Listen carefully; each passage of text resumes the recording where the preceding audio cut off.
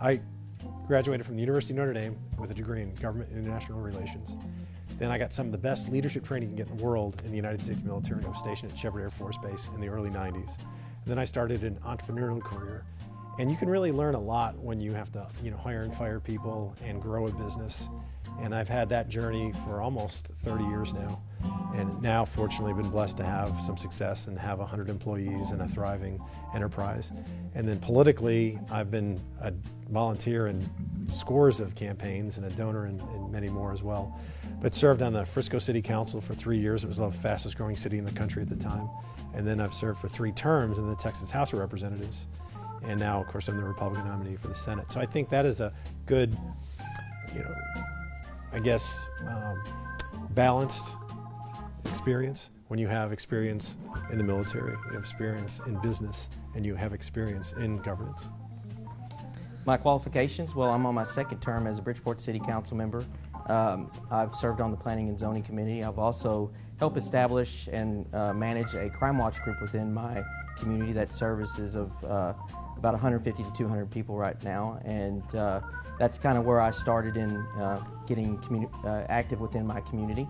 I've been married to my lovely wife for 19 years, and we have 2 beautiful children. My daughter, she's 10, and my son, he's 8, and they're about to both have some birthdays here. But I'm a native Texan. I've grown up in Senate District 30 for most of my life, and so I recognize the needs of the community, having served in public safety as well, and as a city council member. Started out of high school working in the oil and gas industry as a roustabout, and met a lot of people. And I've been around the working class for most of my life, and I recognize the needs of folks wanting to just put food on the table, clothe their kids' backs, and put roofs over their heads. Well, that's a great question, and what we really need to also understand is, in Texas right now, with the economy growing as rapidly as it is, the bottleneck in a lot of the economic growth is skilled labor, number one. So these are people that we need more electricians and plumbers and welders and things of that nature. So we need to, in Texas, we have to, it's not a want, it is a need, there's a distinct difference there, to invest far more money in vocational training, first and foremost.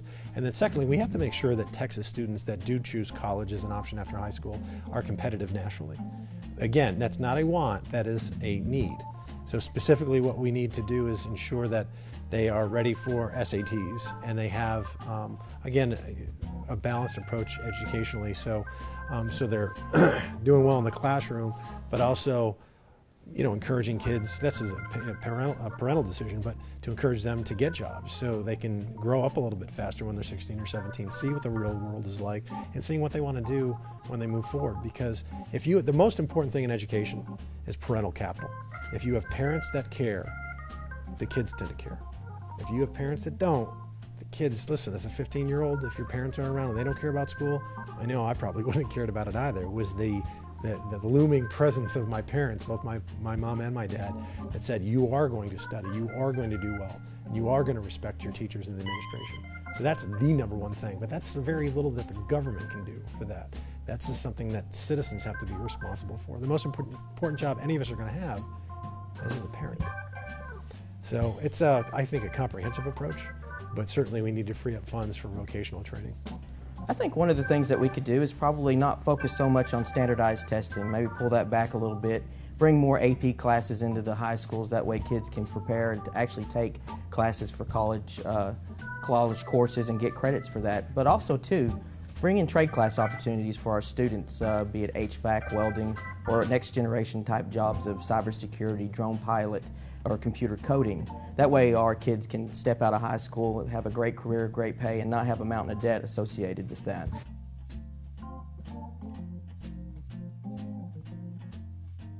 Because the idea that I have would be to say, look, we, in a census year, so in 2000, 2010, now in 2020, it's going to be a census year, we should appraise properties and then just adjust on an annual basis that value based on inflation for 10 years. So then we all have certainty. Instead of right now in some areas of Texas, property values are going up the max 10% a year, 8% of the year. And then if they're not domiciles, if they're not homesteaded, it can be 30% a year. Okay, it's ridiculous when inflation is only going up 4%. So local governments don't need 30% more money. It's inflation, really, right? I mean, it would be fair. That's my plan. Okay, I'm not the lieutenant governor, I'm not the governor, I'm the Speaker of the House. So we have to work with the people, but that's an idea that I'm floating to the powers that be and exploring that. The governor's plan is to make sure that property taxes are at the city and the county levels won't be raised anymore with an effective rate of 2.5%. So that's a great idea because it's a lot better than what we have now, which is at 8%. So that will, while it won't cut property taxes, it'll reduce its growth, and I think that's what we're really concerned about here. I think it begins at public education. I think the lack of funding from the state level to the local level, where we're at, the state contributes 31% of the public education budget, relies mostly the burden on the local property owner. We need to get that more to a 50-50% match. That way, local ISDs and the school property taxes could be reduced on the property owner.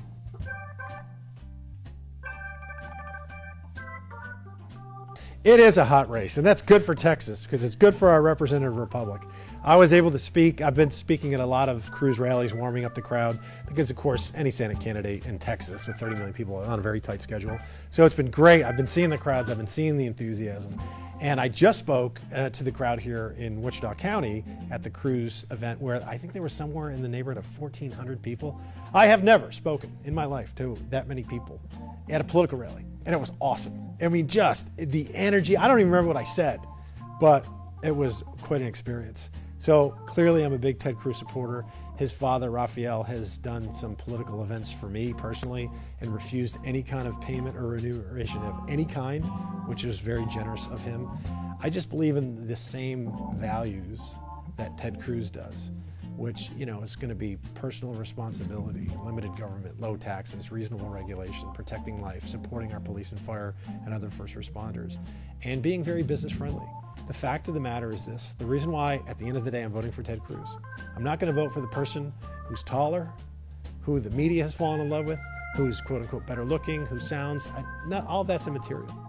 The fact of the matter is that just a few years ago, Texas created more new jobs than all of the other 49 states combined. That is an unadulterated fact that no one's disputing.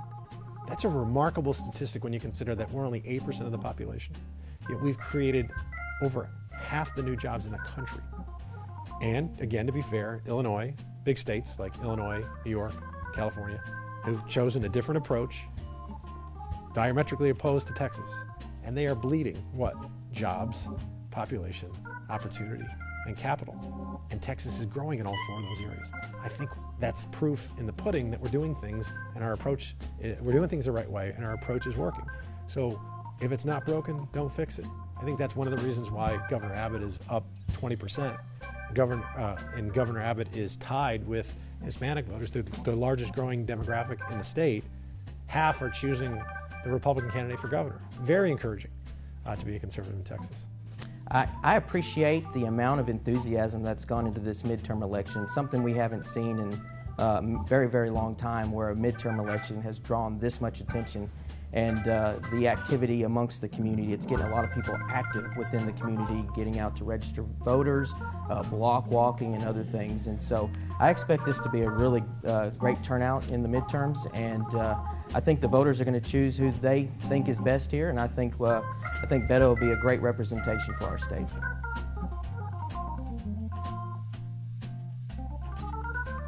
Boy, that's a divisive question there. As I've learned, being in the fire service and have ate many meals at the kitchen table in the fire station, I've always learned to, whatever they put in front of you, you eat and you don't complain about it. I've mulled over on this, and I want to be unequivocal here that you have to have chili with beans, or it's not chili. Think about the bean. The bean's a very powerful entity. The bean gives you carbohydrates for energy. The bean gives you fiber for your digestive tract. The bean gives you taste to make that chili even better. I'm not going to go as far as to say that if you don't like beans with your chili, it's un-American. I'm not saying that. I don't want that to be the headline. But I'm saying I could understand someone that did believe that.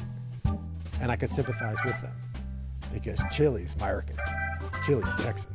Chili's yummy. I support chili.